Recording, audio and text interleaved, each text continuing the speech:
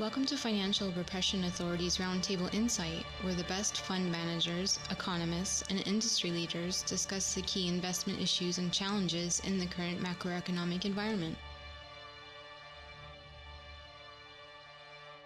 Hi, welcome to FRA's Roundtable Insight. This is host Richard Bernoulli. Today is February 12th, Wednesday, and we have Luke Gromen and Ira Harris. Luke has 20 plus years of industry experience, earning a reputation as a client-focused analyst with an unparalleled ability to make broad connections between increasingly siloed industry news and drawing conclusions that help investors understand the bigger picture. He founded FFTT LLC in early 2014.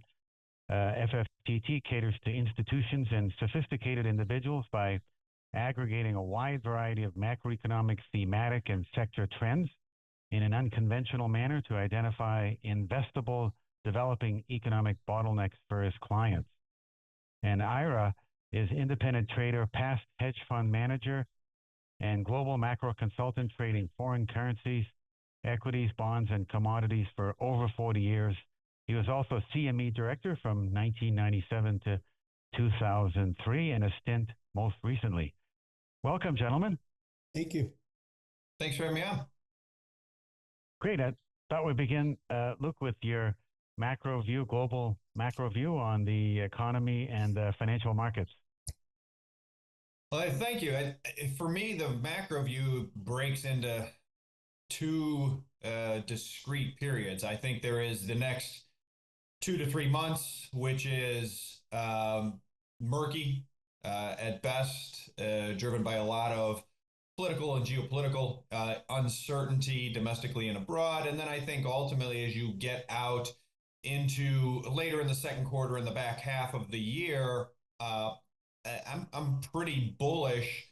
Most broad assets. I think the dollar is going to be weakened pretty. I think it's going to be weakened as part of some sort of trade deal.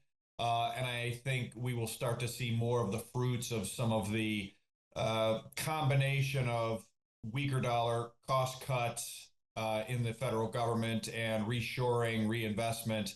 And so I think we will get, I think we could see a pretty pronounced sector rotation within that. Overall, I'm bullish, but I think we'll see a sector rotation in particular out of the NASDAQ and some of the highly valued big tech names and more toward more industrial reshoring type names is how I'm thinking about the world at the moment. But like I said, for the next 2-3 months, I'm kind of just holding my chips and waiting for another card to get turned because there's a lot of moving pieces.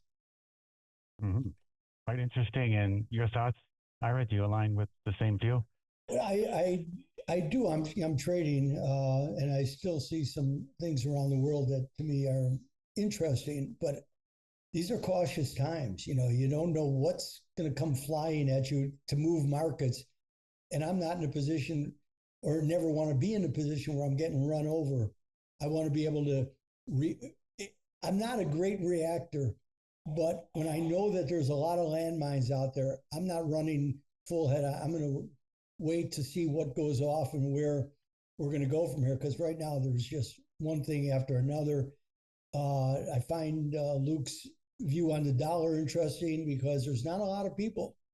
It's a very small camp that sees a weaker dollar. But I'm in that camp. I've been in that camp.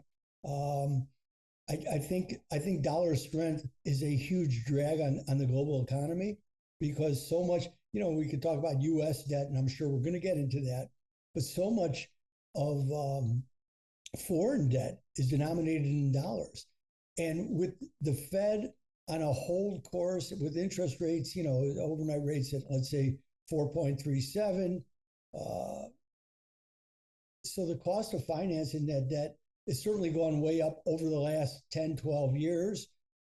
But the fact that the dollar is stronger is an added weight and really forces some countries into a very bad situation. And the Fed says they don't pay attention to it. I say nonsense.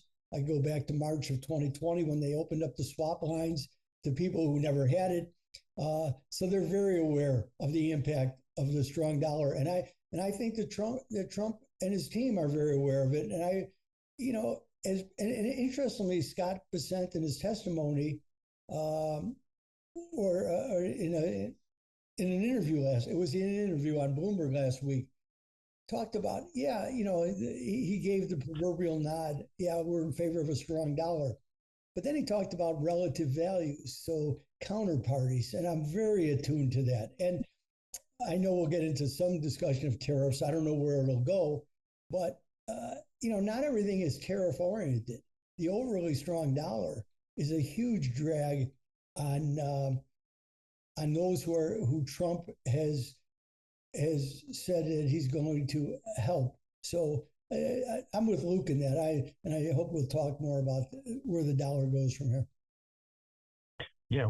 What are your thoughts, Luke, on that? Like, you've got dichotomy, looks like, between what the Fed is looking at or wants, the Treasury Department, and the U.S. administration led by Trump. We have the tariffs that may tend to strengthen the dollar, but then maybe the target interest would be a weaker dollar for manufacturing. Well, how do you put all this together? It's a three-body problem, or maybe a four-body problem. It's tricky because what the administration wants, there are competing interests against what they want, depending on what the dollar does, right? So they want a strong dollar relative to oil, but that's going to hurt oil production. But if they get a strong dollar, that's also going to drive foreign selling of equities, foreign selling of treasuries. That's going to send 10-year treasury yields higher. There's been a very distinct and tight relationship between the dollar and 10-year treasury yields over the last 2 to 3 years. Dollar goes up because of tariffs, because whatever reason, 10-year yields are going up. Well, Bessent came out last week and said, well, we're watching the 10-year. We want to get the 10-year down now. Well, you can have tariffs and a stronger dollar, or you can have a lower 10-year yield, but you can't have both. You're going to one or the other based on the levels of debt that we have and the levels of foreign borrowing that I was talking about. Unless you do something that is currently outside the mainstream Overton window to devalue the debt. In other words, there's been some talk about revaluing gold, buying down debt. We can talk about that in a bit. And that is, so there's something we've been very pronounced about ever since Trump got elected, is there is an absolute order of operations that they must follow vis-a-vis tariffs, Doge, etc., which is, if they do anything to strengthen the dollar beyond some level of too strong, and that's not too much north of here on the DXY, in my opinion, they're going to essentially politically discredit themselves early on, because they're going to crash the markets, they're going to spike the dollar, they're going to send yields up, and then they're going to look like fools. And now they're going to have 12 months and to try to fix the problem. They're going to they'll be doing the same thing that they said they wouldn't do. And then we'll get into the midterms and nothing done. So we've been saying there's very much an order of operations that must be followed and respected, which is, you've got to get debt to GDP down, the dollar down in some way, shape, or form from a starting point too much, and drive the dollar up. Anything that strengthens the dollar. And so there are some encouraging signs. We've seen Bessent last week say, I want to monetize the asset side of the balance sheet of the U.S. government for the American people. I thought was a huge hat tip to that. He understands this order of operations. There's still some unclarity about what he could mean. In my opinion, it was very much a nod to, will revalue gold to create a deposit in the TGA and buy myself time where I don't have to be issuing much at the long end. But that, I think, there's these multiple problems and in turn, or multiple conflicting goals. We want to get oil down, we want to get the dollar up, but if the dollar goes up, we want to get 10-year yields down. Well, we can't get 10-year. So you've got, and the link to all of those things is, you can satisfy these seemingly competing or contradictory goals if you devalue the debt, if you get debt to GDP down by weakening the dollar. If you do that, you can do those things. if you do not do that first, weaken the dollar slash devalue the debt, you will be a failure. The policies they are advocating will not work, and you will create a crisis, and then you can go back to sort of crisis cleanup like it seemed like the prior 4 years was for much of the time. So that's how I'm thinking about some of those some competing interests and puts and takes. And would the devaluation of the dollar take time in that sense for, to basically inflate away the debt? Like, would that not take some time, like running inflation at 4% for 10 years, reducing the debt by 1/2, something like that on the math? I don't think they have time for that anymore. I think they now need to do something big and something fast. And something we've talked about for some time, it is getting out in the mainstream a lot more now, has been Section 2.10 of the Financial Accounting Manual for Federal Reserve Banks says that the Treasury Secretary can effectively instruct the Fed to revalue gold, and in so doing creates a deposit free and clear into the Treasury General Account. In other words, it creates M2 money based off of gold instead of off of an offsetting increase in debt, which can then be spent into the economy, which is inflationary, which is then grows GDP relative to debt. And so I think based on where we are, we don't have the time for half measures. And why I say that is we look at what Yellen did. She's already moved debt to the short end. We look at reverse repo. It's already been heavily run down. We look at where the fiscal situation is. Quietly last week, U.S. Treasury Borrowing Advisory Committee came out with their report, as they do quarterly with the refunding. When you look at the details of the U.S. fiscal situation, it is a 4-alarm fire. It is receipts were down year over year in the fiscal first quarter. And what we call true interest expense, which is just gross interest plus the entitlement, interest like entitlements, just the pay-as-you-go portion. Interest plus entitlements was 109% of receipts, which are falling.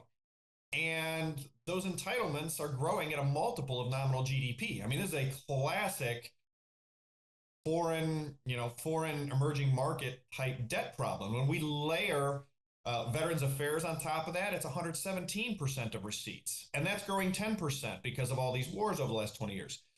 If we layer defense on top of that, just for illustration, that gets us to 137% of receipts. And so if we cut as a federal government 100% of everything else the U.S. government spends money on except for entitlements, interest, Veterans Affairs, and defense, the United States would still have spending of 137% of receipts. We would still be running nearly a $2 trillion deficit. And so that's why I say they need to do something now where it is a big bump up in nominal GDP growth. We can't just do 4% inflation on a 3% coupon. We need 12% inflation with a 3% coupon, something very big. And of course, that has different implications, but that's why I say there's got to be something. I think the other way you do that very fast is via this gold revaluation. You buy down debt, or you don't even necessarily need to buy down debt with it. At $4,000 an ounce, that puts, if I recall my math correctly, it's $1 trillion or $1.2 trillion.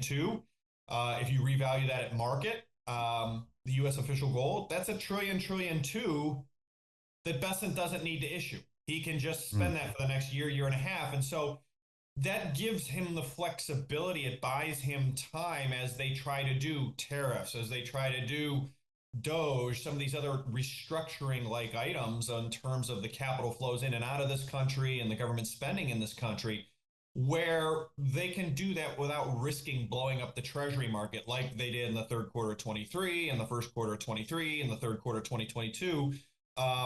So I think we are at a point, the fiscal situation is at a point where there's going to have to be a more dramatic, out of the present Overton window of accepted policy to be done to sort of keep the wheels on the cart.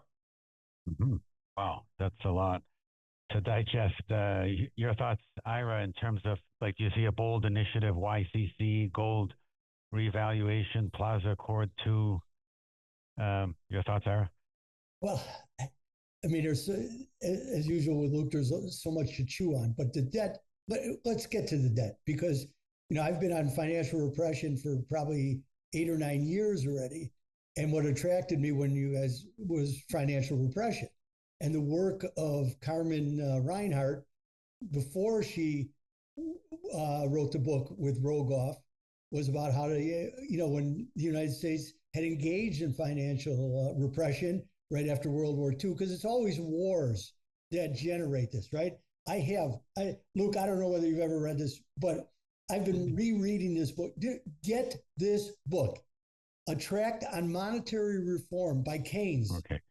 By Keynes. And I'm pushing it because it's not a long book. It was written in October 1923, a very difficult period in financial history. And he is so prescient about what we're facing and where we're going here. And that's where we're at here. We are in the middle because of the debt situation. And you can't get, as Luke talks about, you can't keep sweeping it under the rug. As Keynes talks about in the second chapter, he brings this up, and he mentions 4 things that you can deal with the debt situation. Repudiation, but repudiation for the world's reserve currency, as we're reminded every day by all the dollar bulls. Oh, it's the that's a sideshow. That's the exorbitant privilege, if we can get back to Giscard d'Estaing.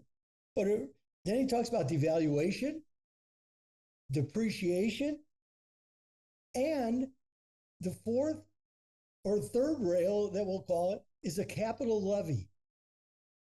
And a capital levy. Oh, yeah. Did you see Luke's face? Well, that was, I don't see Keynes' face, but that's what Keynes says. Because a capital levy is a road that you don't want to cross, especially in a democracy. You can do it in an autocracy. I'm sorry, Elon, I didn't mean that for you, but you can do that in an autocracy. But a capital levy would be the one step beyond. And Luke's face said it all. So are we going to any of those steps? Not as of yet. Not as of yet. But this debt situation is growing. And I'm not being Cassandra here. This is a reality. And just because you're not paying attention to it, a lot of other people in the world are paying attention to it. And it is driven a lot. And don't forget, we have 6.3 trillion of it sitting on the Fed balance sheet. So they've already broken the market signaling. So don't look for the market to necessarily signal that. Although it's interesting that Besant, by citing the 10-year, is trying to reorientate us towards a market response. And right now he's gotten, I'm not going to say lucky, but fortunate, because the market is giving him his due for the moment. And I think that's the point that Luke makes. But you better damn well do something with this. Now, remember the 4 things that Keynes talks about. So if you go depreciation or devaluation, as the world's reserve currency, as James Baker showed us in 1985, you can get away with it for a while. Larry Kudlow was talking about, well, if the dollar goes down, inflation goes up. Not so quick with the world's reserve currency, because you're still pricing everything in dollars. I don't have to go take my weaker currency and go purchase other currencies to buy what I'm importing. It's a huge difference. And that does buy them some time. But time, this is not an economics, this is not academic economics. This is not where you can play out a linear time and go, oh, I got, in time I'll be right. The great counterfactual. With time, I'll be proven right. You're running out of time. That debt clock, and I hate looking at that debt clock that used to show in Times Square, but now it's about how do you deal with this? And you know what? With the dollar this high, U.S. debt is not an attractive asset, because you run the risk of a depreciating dollar by any metric. Because why? You're running 2 huge deficits. You're running a current account deficit of gigantic proportions because you're the reserve currency, and you're running a standard deficit to GDP ratio that's unsustainable. Now, and the cure-all from Rogoff and Reinhart is, we need some years of 4 to 6% inflation. we can really, then you'll grow, the nominal growth of the GDP will grow, and you'll pay off the debt, as long as you don't keep incurring the ridiculous spending. That's what we did during COVID, and COVID was a convenient excuse for ridiculous spending. And Trump's, listen, I was opposed to Trump's 2017 tax cut because they didn't pay for themselves. Yeah, if you wanted to do that tax cut, you should have paid for it. But nobody ever pays for anything. Everything is Milton Friedman's free lunch. So I'll stop. But because this leads us, what are going to be the policy? Because that's what we're interested in. Because it's going to be policy that gives us the opportunity for profitable investments. Well, and to your point, Ira, you say things can change fast. We're on the clock, and I think the last 3 or 4 trading days is a perfect example. Last week, Bessent and came out and said Trump and I are focused on the 10-year, and the market took the 10-year to 4.39, 4.4%. There were a lot of people saying, look, okay, see, he's calmed down the long end from where we were 3-4 months ago. 3-4 trading days, we're at 4.65 today. We had one bad inflation print and a little bit of some market, strong dollar a couple days ago. Boom, we're at 4.65 within 3-4 trading days. We're another 3 or 4 bad trading days to being at 4.8, 4.9%, and now you're into that. And I've heard this from multiple different traders. You get to 5% on the 10-year, people are going to shoot first and ask questions. And once they get to that moment, then you're going to get into that regime that we saw in 3Q22 and in 1Q23 and 3Q23 of dollar up. I think gold will go up and everything else is going to go down. And it will just keep going down until they have to do something, more dollar liquidity, reconstrain the dollar, what have you. But again, for an administration holding itself out as we're doing things differently and we have cuts we can make, et cetera, that's going to be a pretty big indictment of their policy. So just within 3 or 4 days, it speaks to the level of debt deficit, et cetera, to go from 4.39 to 4.65 on the 10-year that fast. We're on knife's edge, and it ties back to the initial points you made, Ira, about look, this isn't the time to be running into the minefield. This is stay low over your skis and let's see what happens, because we could be at 4.8, 4.9 in a hurry on the 10-year, and then stuff's you're gonna start seeing where those mines are, and you don't want to be out there in those fields when those things start going off. A great point. And just coming back to Ira's question on the policy, we see that China and Japan are either at the government level or at the corporate level encouraging corporations to sell U.S. Treasury bonds and repatriate those funds back to their home countries for helping industry development. So the big question is getting a bid on the U.S. Treasury bonds. Do you think that the U.S. administration now promoting the Bitcoin and the whole Tether U.S. dollar stablecoin plan will work to address U.S. debt? Is it scalable enough? So the idea here, just for everybody, is buying Tether U.S. dollar stablecoins necessitates purchase of U.S.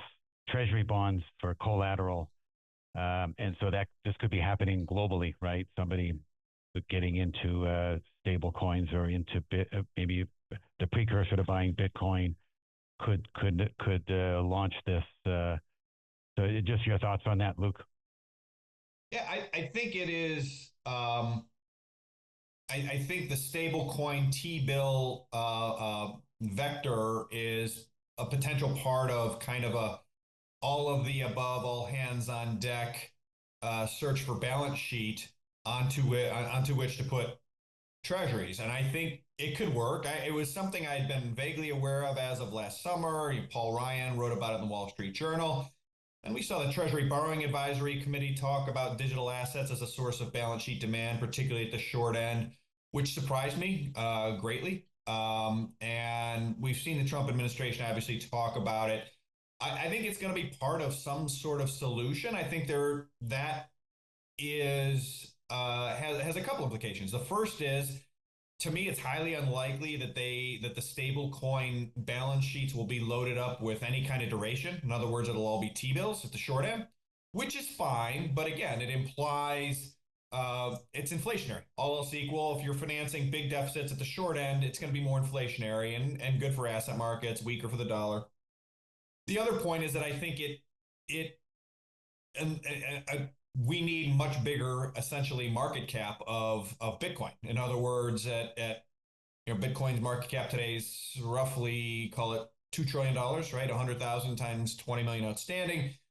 At 4 trillion, at 6 trillion, with, call it maybe by regulatory fiat, a 20% collateralization ratio. In other words, if Bitcoin market cap is 4 trillion and we need, you've got to have a stable coin backing of 20%, which is all in T-bills.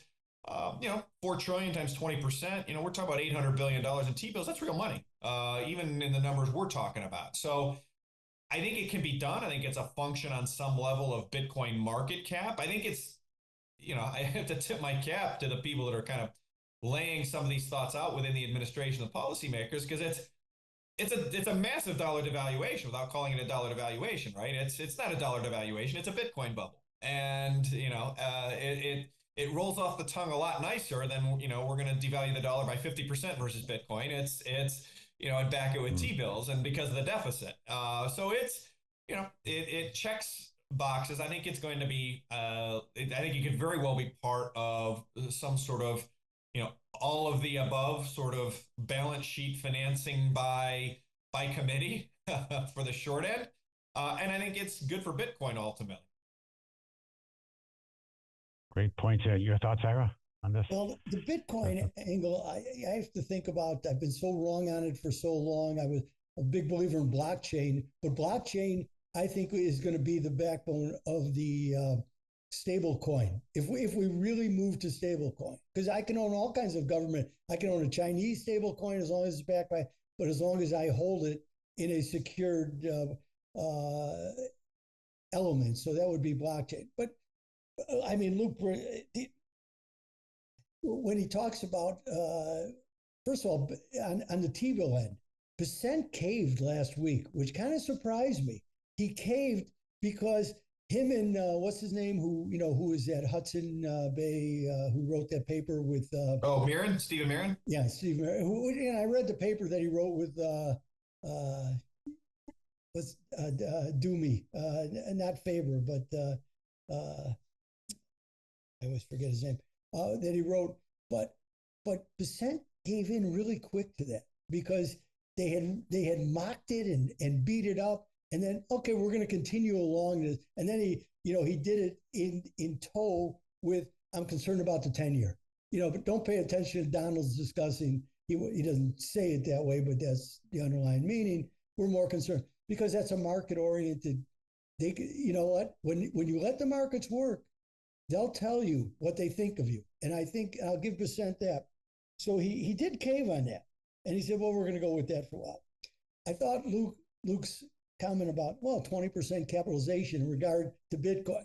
Well, Bitcoin, for those who know anything about the United States history, Franklin Delano Roosevelt did confiscate gold.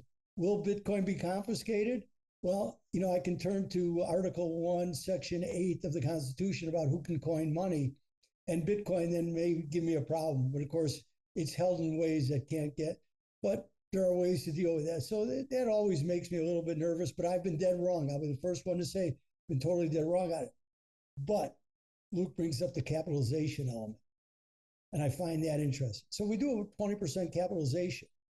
Let's take gold, which you're revaluing, which by the Keynesians, the neo-Keynesians always said, well, gold, they quote Keynes as a barbarous relic, but it's also a great store of value. And in times of when you're doubting the credibility of the central bank that you live in or the government that you live in, gold becomes a very good store of value.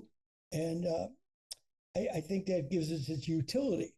So here's what I would say to those and Percent who wants to monetize the gold. And I know there's others out there, his name, who I won't mention, who are talking about it. But if you did that, then you should do what Luke talks about, a 20% capitalization, and write gold-backed bonds. United States gold-backed bonds. It's not 1-to-1, but the hell if I wouldn't buy a bond backed by 20% gold and pay 1.5% less for it. Because I have downside risk, but I have upside risk and I have some protection. And I know it's US backed and it's a US backed. And so if I'm getting some interest, now all of a sudden I call this gold in motion. Put it in motion. It's not my idea. The European Central, actually Brussels, who thinks of nothing good, wrote a paper about this in 2012 when they were struggling about what they were going to do with the Greek debt, with the Irish debt, with the Spanish debt.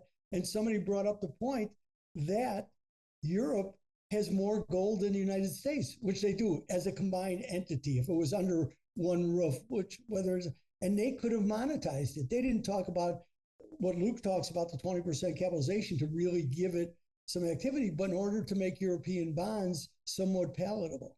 And I'm going to end because this discussion about gold is really interesting. And by the way, since we've come on, gold, which was $40 lower, has turned higher on the day.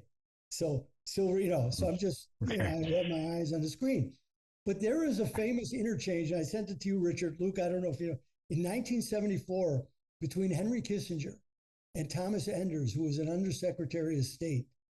And the meeting was about, you can get it, it's part of the public record. And the meeting takes place, and they're discussing, because Europe wants to elevate gold. This is 1974. Bretton Woods has been sliced and diced. The United States is no longer allowing you to convert your dollars into gold, but Europe wants to elevate gold to cut some of the strength out of the United States. And Enders and Kissinger are figuring out how to prevent that from happening. It's a very interesting discussion. So if the United States goes about this, and I pose this as a question, if the United States revalues their gold, which it doesn't matter, people are so bulled up on this, but gold's already at 2,900. So if I say today it's 2,900, it only means what, as we talk about, what kind of liquidity I can create. And, it'd be like, it's not taxing somebody. It's just, okay, I have this on my book. It's a building that's $100 on my books, but it's really worth $1 million. Okay, so now I have a lot more liquidity to play with. But if they do that, that brings in a whole lot of stuff. But it also means, and I brought up the Enders Kissinger, it's the end of Pax Americana. Because all these other central banks and governments who are sitting on a lot of gold have now a lot more. Once you make that a credible source, it becomes elevated and you are diminished.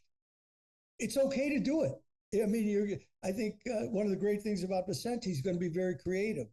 Again, I don't know that it'll be successful, but he's going to be creative. So, your thoughts on that, Luke, for the question? Yeah, no, I think I think it's going to be brought forward or be used in some way. It's going to be put in motion, as Ira said, is simply because he's right that it is effectively a declaration of the end of, or admission of the end of it. But it's kind of like one of these football games where, like, it's already over in the third quarter, right? Like, it was like the Super Bowl, right? You're watching the Eagles and they're repeatedly sacking Patrick Mahomes over and over. And they're not blitzing. There's 4 guys on 6 protectors and they can't pass protect. Like, if you watch any football, you go, boy, if this keeps up, this game's already over. It's just a question of what's the final score going to be, and sort of, do the Eagles give it away if they do something dumb, what have you. Same kind of thing where the writing's been on the wall for 10 years. The game, as soon as global central banks, as soon as the Chinese in particular said in 2013, at the end of 2013, the Chinese said it's no longer in China's interest to grow FX reserves. That's it. That's the equivalent global monetary system of, wow, the Eagles are just sacking Mahomes over and over with 4 guys, with 6 guys in pass protection. Because that ultimately leads, because China is the system's creditor, by far and away the biggest trade creditor, that leads global central bank reserves to stop growing. And in third quarter of 2014, global central bank reserves stopped growing. They haven't grown on net since, which means central banks haven't bought on net any treasuries since. And in the meantime, you have what is to mix my metaphors, the central bank version of the famous Lucy skit with the chocolates, right? Where the chocolates, the debt just keeps coming faster and faster. And, you know, Lucy and her friend, it's not Desi in that case. I can't think of who it is, but Ethel. Ethel, yes, Ethel. Lucy and Ethel Yeah. are the, you know, the basically the rest of the global private sector trying to figure out what to do with these chocolates, with these treasuries, and they're putting them in their mouths and in their hats and in their shirts and in their coats, and that's basically what we saw transpire from 2014 on, where we had HQLA regulations for banks, and then the money market funds were regulated into buying bills and turn them into government money market funds. And the Fed had to step in a couple different times. And then we had the repo rate spike at the front end. Then we had COVID, we had QE, we had all these different things. And you can see all these symptoms. But my point is that this admission of a revaluation of gold, of sort of the end of Pax Americana as it existed for a roughly 50-year span of time, is really kind of the denouement to what is already a game that's already been decided. We can see what central banks have been doing. We can see what arguably parts of the United States government has been doing since 2022 in particular. When we sanctioned Russian FX reserves, it strains credulity that some branch of the US government didn't know that that was going to send a warning to the entire global central banking community that, hey, we'll take your paper. These aren't safe if you don't play by our rules. And we've seen every year since, central banks have bought over 1,000 tons of gold a year in reserves, not buying treasuries. And so I think ultimately we're going to see these things that have been in motion for the past 10, 11 years are going to drive, they're going to be sort of the icing on the cake is going to be this sort of admission. Listen, this is over. We're revaluing gold. It's going to create a deposit for us. And it's going to effectively be something I think that's the kickoff to the full restructuring of the economy, which is of the global monetary system, which is going back to settling in a neutral reserve asset. Because if geopolitically we want to separate from China, as in my opinion clearly seems to be the case, the arrangement where we run deficits, they make things for us, and then they recycle those deficits into the NASDAQ, which is effectively what they've done, that makes no sense. We have, and you know, it's interesting, Ira, you bring up the 74 Enders and Kissinger comment. There's another one from 73, which is, I think it was Weintraub in a memo to Volcker and Kissinger. Weinberg. Yeah, Casper Weinberg. Yeah, yes. Go ahead. And so it talked about the European community then wanting to revalue gold to essentially recycle energy deficits, right? The price of oil had gone up a bunch, and so they needed a means to sort of recycle. And this brings up this memo brings up two interesting points that I think are very relevant today, which are that first, it highlights that if they settle in gold at a market price, at a much higher price, it gets rid of the interest burden for the energy importers, right? They don't have to issue debt and have future interest burdens. It removes the conflict of Arab ownership of European and American industry, which is an issue now again with Chinese ownership of American assets and industry. And it with absolute control over their reserves from seizure and provides some form of inflation protection. So it's fascinating to me, this, you know, there's nothing new under the sun, right? History is rhyming, repeating, where we once again have a period of time where we have a foreign creditor that we need to settle with, that we're running imbalances with, that we can't afford or don't want to pay more interest, that national control and inflation of reserve assets and inflation of those reserve assets are a serious issue. And once again, we find gold in that conversation vis-a-vis Besant, et cetera. So I think we're moving in that direction. Besant is far too savvy and experienced to have sat next to Trump in the Oval Office and said what he said about monetizing the U.S. government balance sheet for the American people.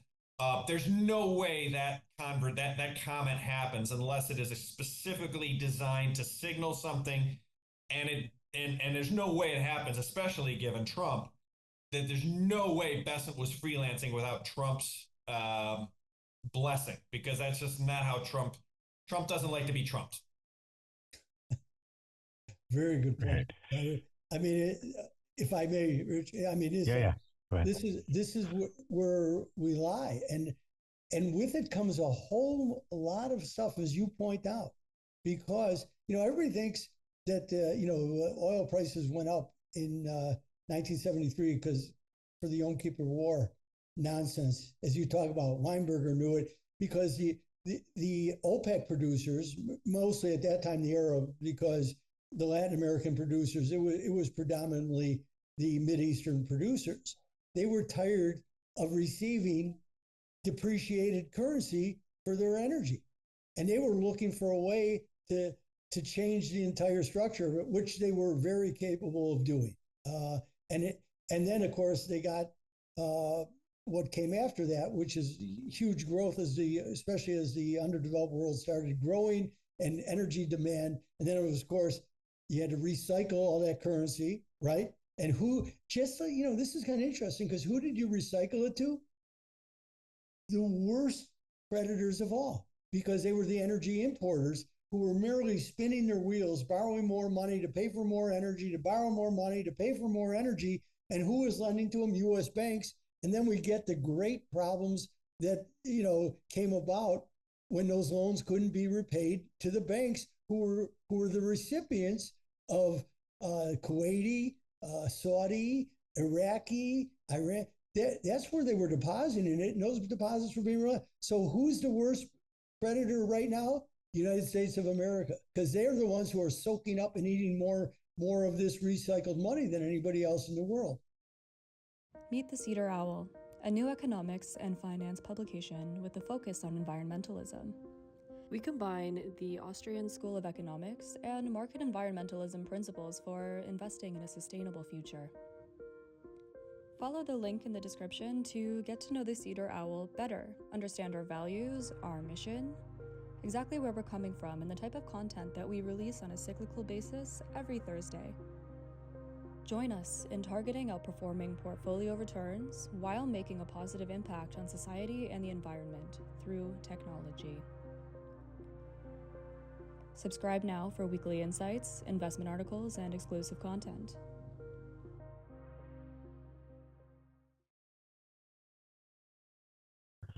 And the percentage of the reserve assets has already increased for gold as a neutral reserve asset from 3% to currently about 14%. So that's behind the dollar and the euro. Mm. Yeah. Just moving to how what makes sense in this environment, given all these trends, for like in investing assets, ideas for investing or trading. What are your thoughts, Luke? I am very bullish on gold. I think gold is going back into the system as a neutral reserve asset out of necessity from both sides of the creditor-debtor relationship, U.S.-China. And so ultimately, it needs to be much bigger relative to global trade to serve that role. And so I think gold is I think moving secularly higher. It's one of my bigger positions. I also still have a heavy T-bill position. I've had it for probably 2 years. Even with interest rates coming down, I'm not trying to trade it. That's just my nod to I don't know what I don't know, the minefield, so to speak, in Ira's terms, and it gives me a yield while I wait, and it gives me the optionality and the liquidity. And then I have a good sized Bitcoin position. I've been there for a while, and for me, it is both a monetary debasement asset. There's some things unique to Bitcoin in terms of some of the applications that are developing around it that I think are positive for it over time. And then I continue to really like anything facing U.S. electrical infrastructure. I continue to, one of my other bigger positions is a private equity investment in a U.S. Electrical infrastructure equipment business. And it's kind of a boring metal bender here in the Midwest, longtime family owned, and it's generation agnostic. So they don't care if the electricity is being generated by nuke or coal or gas or whatever. They're making the equipment for it. And what they're hearing from their big multinational electrical supply chain corporation clients is demand is likely to be way higher than people think for the next 3 years. And as you guys know, you've been in the game a long time, there's no upside to these public companies saying, hey, I think demand could double or triple in the next 3 to 5 years. There's just, why put that on the board as a goal? And so they're sandbagging what they think demand's going to be. But you can take a look at some of the demand estimates for electricity from various AI and data center type applications alone, let alone if you start overlaying industrial reshoring in a much bigger way in the US. And you quickly come to the conclusion that the pretty decent growth numbers that they're looking for from some of these public related companies probably quite a bit too low. And so I think there are public proxies relative to the private one I'm involved with in terms of industrial and especially U.S. electrical infrastructure. So it's really, I think, a good chunk of my portfolios in gold, T-bills, Bitcoin, and electrical infrastructure of the United States. Any thoughts on oil and natural gas and also emerging markets? It has been range bound, $70 to $90 over the last 2-3 years. And I think it's probably going to largely stay in that range. Maybe the range is 65, 85. But the reason for that range is much below $70, and U.S. shale has a hard time maintaining its production levels because of the break-even costs and the natural geology and decline rates in those basins inherent in shale oil production. And much above 85, and oil prices essentially push critical U.S. creditors into current account deficit positions, and they have to start selling treasuries effectively to finance current account deficits. Basically, they need to sell treasuries to buy oil. We've seen that a couple different times since 2022, and so I think ultimately my view is that we're likely to see oil stay in the, call it 65, 85, 70, 90 range. And I think the release valve has been and will continue to be the gold to oil ratio. In other words, I think gold is almost an oil play now, where because we need to maintain the sanctity of the treasury market, because we need to maintain the production levels of U.S. shale, because we've been such a big portion of global supply growth over the last 10 years, oil's got to stay 70, 90, or else all hell breaks loose. And if that's the case, then I think you'll continue to see sort of this creeping revaluation of gold relative to oil. We've gone from 8 barrels an ounce in, call it 2008. It's right around 40 barrels an ounce as we do this call here. And I think it's over time. Again, this isn't an immediate, but I think gold's going to 100, 150, 200 barrels of ounce of oil. And I don't think oil's going down a whole lot from that 70 to 90 range, again, because of the geology. So I think it's going to be, I think 70 to 90 oil in a range is really good for producers. I think it's really good for oil services. And I think it's good for their multiples over time. I've been surprised that I don't know that they've benefited that much, but ultimately, historically, oil related shares have had low multiples because of the volatility of oil. Some of that dates back to the 70s, right? Of oil has been kind of the marginal dollar inflation kind of driver. But if we're in a new regime, as I think we are, and transitioning further toward it, where oil is going to stay 70, 90, then you probably can start to put a higher multiple over time on the earnings of these oil companies and oil service related companies. That's my opinion. So that's why I think I don't have a strong view on natural gas either way. And emerging markets? I think I like China, Chinese equities. I think ultimately, I thought it was underappreciated. We've seen last week or 2 weeks ago, the U.S. came out and essentially strong-armed Panama into convincing the Panamanians to leave the Chinese Belt and Road, we'll say. And like, great, that's a win. I think we're a great power, and that's our right. If we're going to enforce some version of the Monroe Doctrine, where listen, the Western Hemisphere, no China in the Western Hemisphere, great. What I don't get the sense markets appreciate yet is by far and away the biggest Belt and Road hub in the Western Hemisphere is the NASDAQ.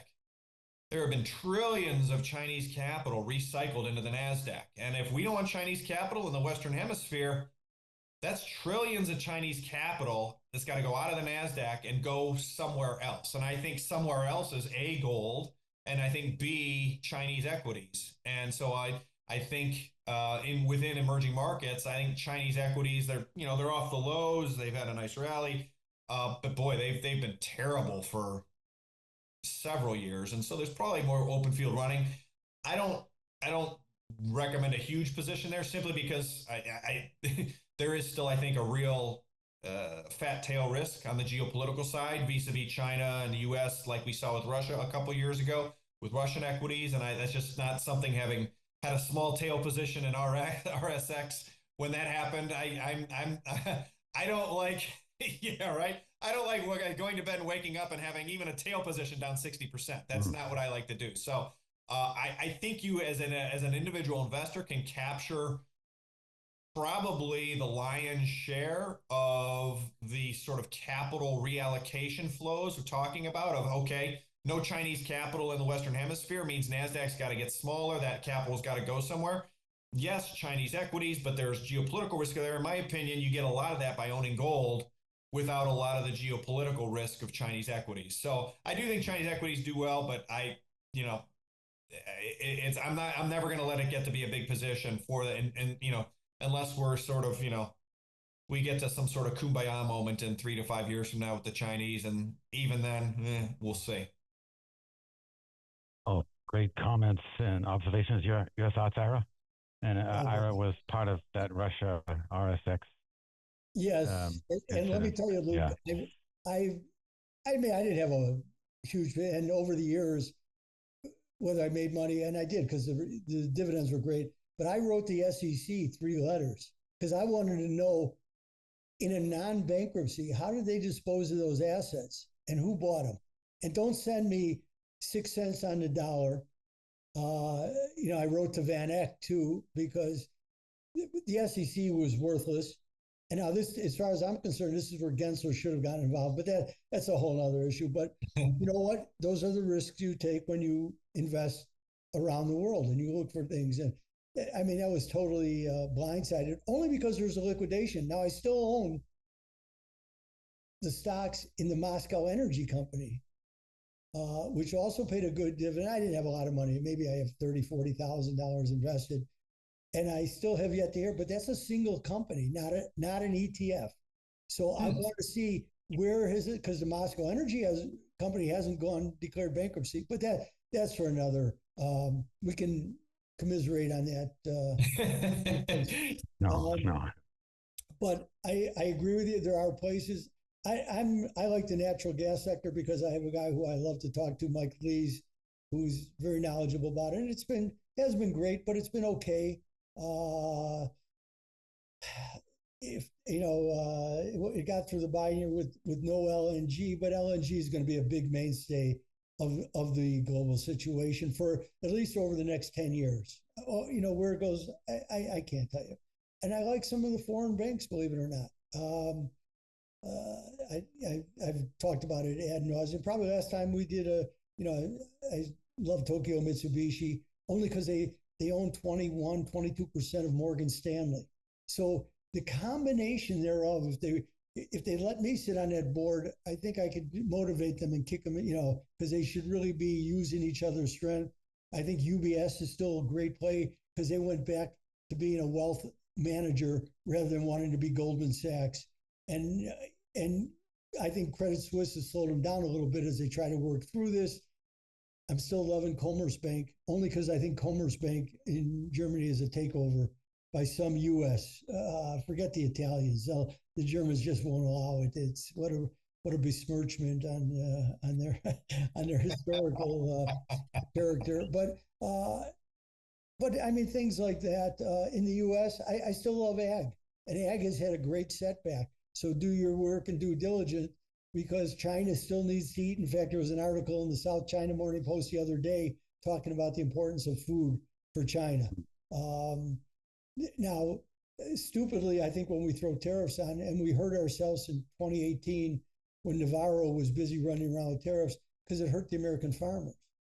Because the American farmers had made great inroads into China, where they'd been trying to make inroads since the end of World War II, because nobody's a bigger producer, and the U.S. had such huge surpluses, but they never did. But they spent a lot of money, and then all of a sudden they had the legs cut out from under them, and it's now Brazil who's the biggest. And with a cheap real, it remains so because the real is again there where a currency becomes an asset, and the inflation numbers. Even Mexico. I mean, you look at the real yields on some of the emerging markets, which is a different spot in the world, which is why the dollar is too high, because they have to raise rates and keep real rates far higher in a strong dollar environment. And it's not that the dollar, going back to that, is strong on its underlying fundamentals. The only thing it has going for it right now is higher interest rates. And I think you've been around long enough. That's a false signal of strength, because that will erode. All of a sudden, if inflation jumps to 6%, you're not raising your interest rates. That 5% is now deemed a negative. We saw what happened when the dollar ran real negative yields. The dollar was down at, on the dollar index, 90, 88, So yes, I understand where we're at. A lot of other things I agree with. You talk about gold. I look at platinum. Not that I've been bullish gold, because gold goes up and it ought not to be going up in the classic world in which we live in, because real yields in the US are too high. Around the rest of the world, we can discuss that. But I look at some of the alternatives, because platinum, if, and it's a big if you deem platinum to be a repository of wealth, of maintaining your wealth during times of uncertainty, then it's way too cheap. If it's only an industrial use for catalytic converters and other things in the high-tech world, then it's probably appropriately priced, especially to gold. But if you deem it as a store of value, it's phenomenally cheap. And I'm wondering why some of these other central banks haven't been glomming onto platinum, because China used to make those beautiful platinum pandas. I haven't seen them in a long time, and if I saw them today, I would probably doubt their authenticity anyway. With all the, so there are all kinds, and I love your build out on the grid basically. So it puts you, and copper is starting to perform again. It hasn't, especially as the EV world slowed down. Copper seemed to slow down, but now all of a sudden it's back in the mix. So I applaud you for that. And where it all goes, I don't know. But I'm looking for real assets right now. This is not the time for me to go out on the realm of wanton speculation. I'm looking for things. That's why I like ag and I like bank. Again, it's what your risk tolerance is and where you're getting into these. But there are global banks that I like. The American, I don't know one American bank right now. It's, to my detriment, but they were a good investment to me. They've run way ahead of the crowd and way ahead of the pack, which is why I look for others. Of course, you can get blindsided, but you can get blindsided by Silicon Valley and more importantly, First Republic. Because if you don't respect, and I say this over and over, if you don't respect what the market did to First Republic, a darling of the investment of people who invested in banks, that it went from 160 to zero faster than a Tesla goes from 0 to 160. Well, great. Just your final thoughts, Luke, and how can our listeners, viewers learn more about your work? Sure. Yeah, I just think it's like Ira said, it's a tricky time, and I think especially for me, next 2-3 months, I'm kind of steady as I go and watching for another card to get turned, and see what occurs. So in terms of where people can find me, fftt-llc.com for more information about our different institutional and mass market research products. Great. Thank you, Luke and Ira. Well, you find me here, and I love doing these discussions. And Luke's work is unbelievably good. It's not for the faint of heart. Again, pour yourself a good drink, Okay. sit down in your chair on the weekend and take a read, because it's not a once over, but he takes you inside his brain, and that's worth, because he's letting you see what he thinks. So, and the fact that we get to do these and discuss, to me, these are real time ideas, and again, it's all for investable outcomes. And I just have had this discussion this morning with all this other crap that goes on. I'm going to quote what a famous person I know, Abraham Tversky, said: "You don't let people live rent free in your brain. And if you occupy yourself with this nonsense, you're letting people live rent free in your brain. Get on with what you do, what you have to do, and then move it, but don't consume yourself with it." And that's why this is an investment minefield right now, because people are consumed with it. And yes, do I pay attention to Scott Bessent? I do, because to me, that's where it's going to emanate from. And if it doesn't, he's not going to be there long. And if you want to see a negative signal to the bond market, if Scott Bessent left quickly, I would be putting on steepeners till I couldn't see anymore, because the whole thing is going to get crushed. Great. Yes. Awesome insights, discussion points, observations. Thank you so much, Luke and Ira. Thanks, Thank you very much. Yeah, it's great. I really appreciate it.